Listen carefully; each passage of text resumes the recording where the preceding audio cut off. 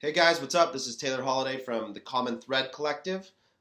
Just wanted to do a quick follow up on my blog. I thank you guys for reading it. For those of you that didn't get a chance to read the Genie and the Infinite Ad Budget, we'll link it up here in the site links on YouTube. But we got some feedback with questions of, hey, I really get this idea. I appreciate the story and the thought, but practically, what does it look like to apply this methodology to building out an ad budget? So, as a quick recap, the story of the blog and the point was really to readjust our thinking about the way that we think about building online advertising budgets away from this idea of I have a fixed dollar amount and how much can I possibly get back in return, and try and transpose that into an idea that says, how much money will it take me to find a profitable sales funnel, and then how far can I scale that? So when you think about e-commerce, right, the game is really just a function of visitors times conversion rate times average order value equals revenue, right? And so when you're trying to affect the outcome, the revenue, you're trying to affect those three channels. And so for the focus of digital advertising, a lot of that is built around visitors. And the question that you have to ask yourself is, what does it cost me to get a customer? Right? If we can understand two things that are essential to this process of building profitable sales funnels, we can apply this infinite ad budget idea. So the first is, what is your target cost per acquisition? And the way that you get to that number is by understanding what your ideal margin is. So if you start with the price at which you sell your product, or even better yet, if you start with your average order value. So let's play with some arbitrary numbers so you guys get what I'm talking about. Let's say you have an average order value of $100, and your cost of goods, including shipping, is around $40. So that leaves you 60% profit margin, or $60 every time someone buys your product. Well, then what that allows you to do is to determine, okay, theoretically, I can spend up to $59 acquiring a customer and still make $1 in profit. Now, ideally, we want to have a greater margin than that, but the principle applies, and hopefully that makes sense. So what we're trying to do when we think about building an infinite ad budget is we want to go out with this target CPA, or cost per acquisition. So again, between that $60 of profit margin, what is my target to spend in acquiring a customer? And we like to think about it as our target is always 50% of margin is a good starting point for you to think about. So if you're selling a $100 product with a $40 margin window, you want to try and acquire customers for less than $20. And this is actually turns out to be a conservative way to approach it, because the reality is that for most businesses, the lifetime value of a customer is actually greater than a single average order.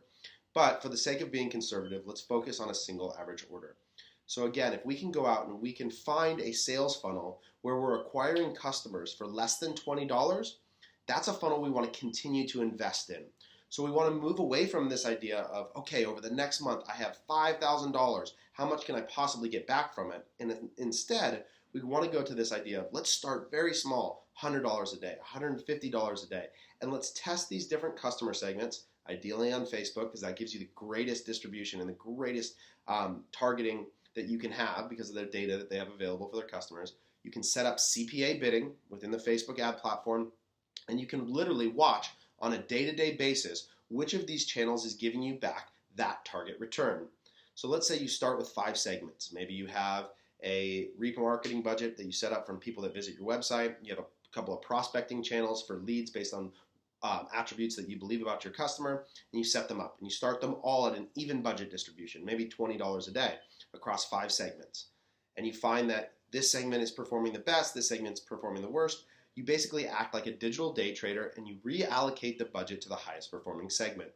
And when you hit that target CPA, just keep ramping up that spend as long as you're maintaining that return. So that's what we talk about when we're talking about the idea of the infinite ad budget. It's not this arbitrary thing where I understand many of you, and most of the people that we at Common Thread target to work with, is these early stage entrepreneurs with awesome products who are just starting to build out their audience. But when you find a place that's giving you a profitable return, don't limit yourself. As long as you have the inventory to support it. The beautiful thing about e-commerce is they don't pay on net 60, they don't pay on net 90. Every transaction puts cash into your bank and allows you to reinvest in the growth of your business. So find those profitable ad segments and scale them up as long as they'll let you. So that's the idea behind the Genie and the Infinite Ad Budget. The reason we call Facebook the Genie is because right now, from our experience across all the different ad networks, they're by far the most valuable for virtually every business type, whether your transaction is someone signing up for a membership at your gym, generating a lead for a service business, or selling a product. We're finding right now that Facebook is by far and away the most valuable platform. So that's how we'd encourage you guys to approach setting up your advertising budgets, is to move away from this idea of I have a fixed amount of dollars and instead start with the lowest risk capital investment, a small per day investment that allows you to determine profitable channels, find the opportunity to scale, and increase from there. So at Common Thread Collective, that's what we're walking through with our clients. If you'd like to learn more about it, we're going to have a SlideShare presentation that you guys can download that we'll link up here in the site links as well. Visit commonthreadco.com, learn more about how we do what we do, and of course, if you need help, we'd love to be in touch. Thanks, guys.